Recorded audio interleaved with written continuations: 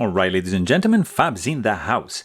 And today I've got the Koenig Arius Generation 3 Custom here with me with beautiful zirconium scales. And as usual, we're going to analyze the look, the sound, and the feel of this guy. But first of all, let's just do a quick size comparison. This is up against the Spyderco Paramilitary 2. And as you can see, the handle size is kind of like comparable, but it's packing a little bit more cutting edge than the Paramilitary 2. This is the Spyderco Para 3, and as you can see, it's kind of like a small guy compared to the Arius. And let's do it up against the Pena X Series Mula right over here. Pretty nice knife also over there, and something really classic. Yeah, this is Chris Reeve Knives, large Sebenza 21, overall size pretty comparable, handle size just a smidge shorter than the Arius, and the blade is a tad longer. This is like 3.5, this is 3.6 inch long.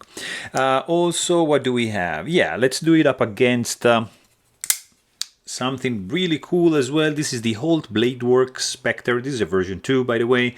So as you can see, look at this. Blade size, very, very similar. This is also 3.5, and the handle to blade ratio, this guy wins. So Arius is not the best for handle to blade ratio. What do we have? Something else? Yeah, let's do it up against the crooked mini crooked river, sorry, from Benchmade.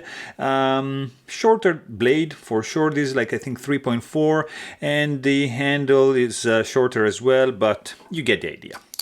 So, guys, this is the Koenig Arius Generation 3. You can see it by this area over here, or you can check out my video where I compare the generation to find out which one you have. But nonetheless, I mean, all the generations are going to be fantastically beautiful. Arius is one of my favorite designs right now, and I think it's fair to say that it's in my top 5 for sure. I like many things about this one. I mean, the design is beautiful. I wasn't sure at the beginning because it was I didn't understand the thinness and the thickness here. I thought it was a chubby one, but I started to appreciate it more and more after I got one. Yeah, it went down a slippery slope. I got another few, and here I am with this beautiful custom blade right over here. This is a one-off. There's only this guy right over here. You can see it from the inside because it's signed by Bill Koenig himself inside of the Zirconium Scale. And it's such a beautiful piece, guys. It's fantastic. I mean, it's great. The design is unique. I really appreciate this chamfering going on, that like on the sides, like widening up towards the end and narrowing down right over here and then widening. This area here actually reminds me a little bit of the Sebenza. You see, similar design, like thinning down, widening up towards the tip of the handle. Very cool. And check this out. I mean, guys, this area here, it's fantastic. This is the area where you just slide your thumb and you intersect this jimping right over here to disengage the lock bar. And it's beautifully designed. I really like this area here a lot. Also, you see chamfering keeps going on and thins down and then widens up to the heel of the handle. Very, very cool. You've got, of course, heavily internal skeletonization to reduce the weight, even if the zirconium scale is going to confer, of course, more weight than the regular carbon fiber or regular titanium, for example.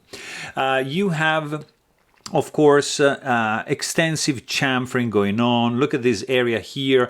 They milled out around the flipper tab. Flipper tab is chamfered.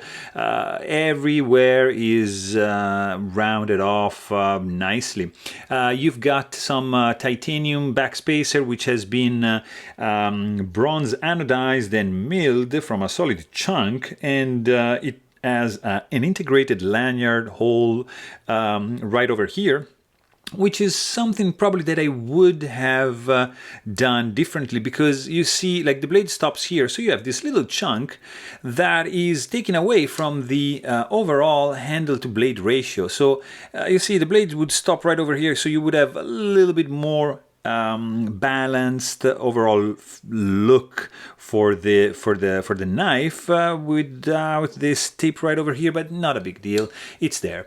You have a nice lock release relief cut right over here, which is showing you that there's a nice stainless steel insert going on right over there. It's screwed in from the outside. It's jimped this area nicely. There's gonna be 0 lock stick, of course, and something that I really appreciate actually about this one is that you're gonna need just T8 in order for you to disassemble this guy. You can check out the disassembly video for this one as well, and you're gonna need one bit for these 2 screws and the pivot screw. So very, very straightforward and easy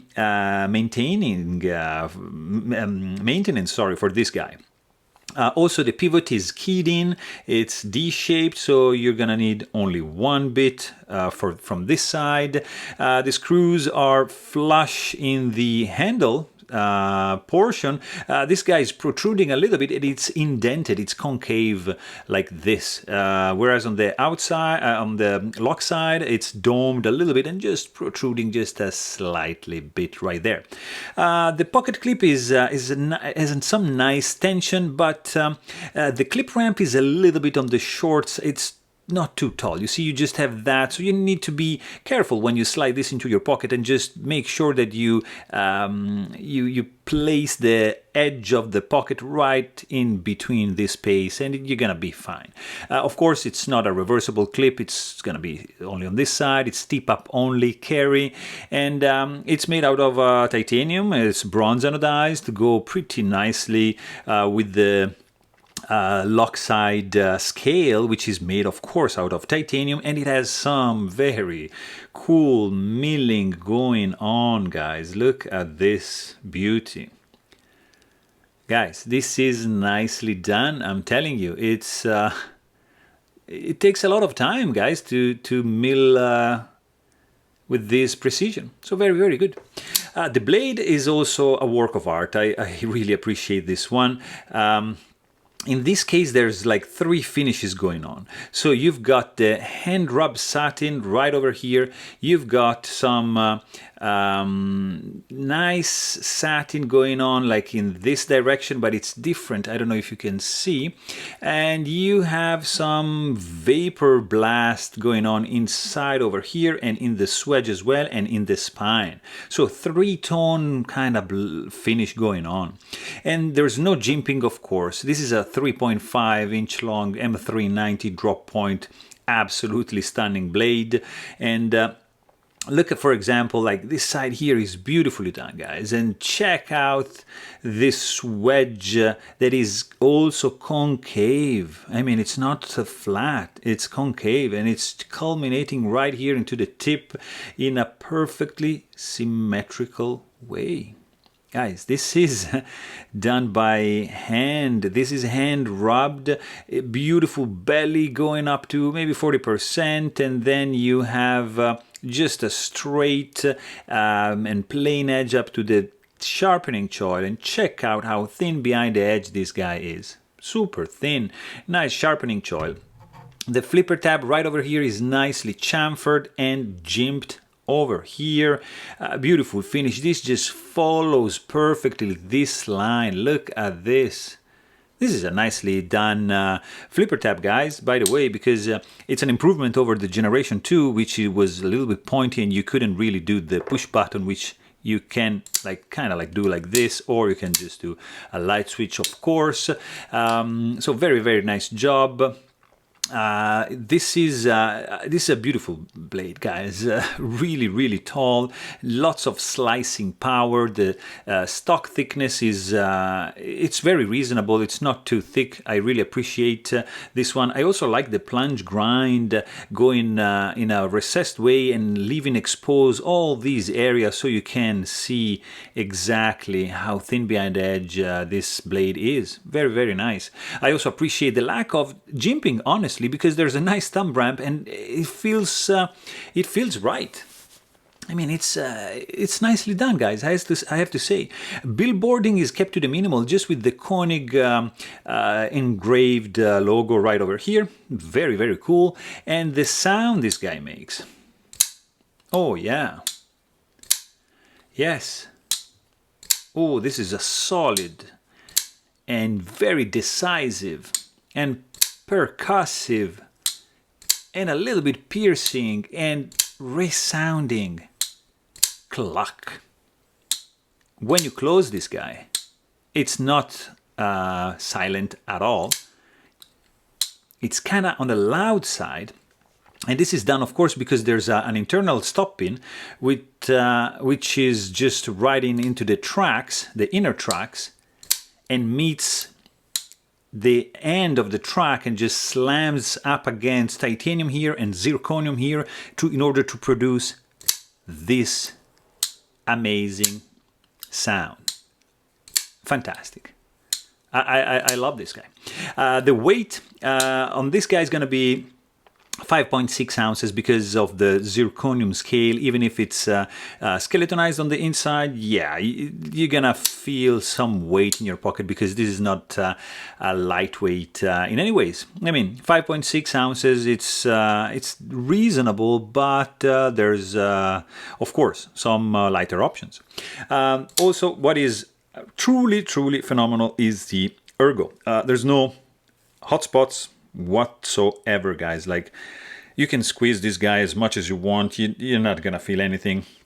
There's no jimping, but I'm telling you guys, this is not gonna go anywhere because of this belly going on here, this huge finger groove.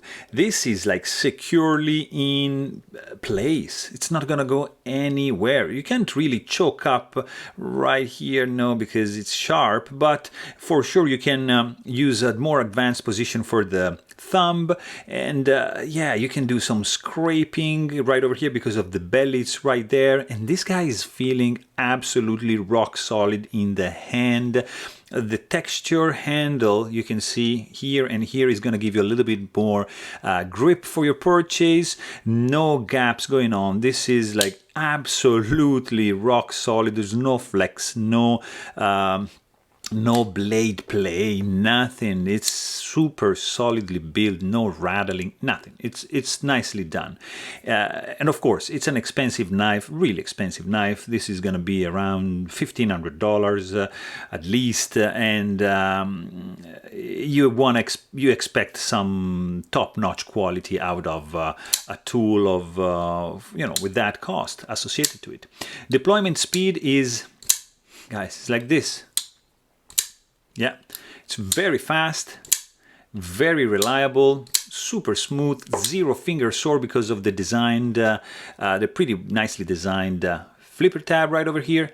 Runs on bearings, of course. Detent strength on this one is on the medium side, and that's why it flies open like that. There's even a nice kickback of the blade when it just hits the stop pin internally. Hits the scale. Just really cool.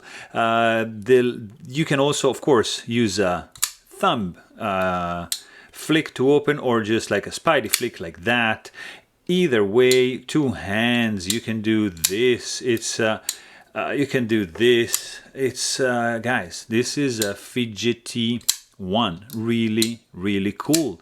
The lock release It's pretty cool and easy to disengage because of this jimping going on. Nicely done, not too aggressive. Zero lock stick, beautiful detent ball ramp, no hard step. Of course, free fall as soon as you disengage the lock bar. And look at this. Guys, it wants to fall shut. This is a guillotine. Look at this. And there's zero blade play. I mean, guys, I don't know what else to tell you. This is a gorgeously looking knife, extremely nice sound, beautiful ergos, extremely fidgety. It's just a beauty. So there you have it. Hope you guys enjoyed this video. Thanks for watching and stay tuned.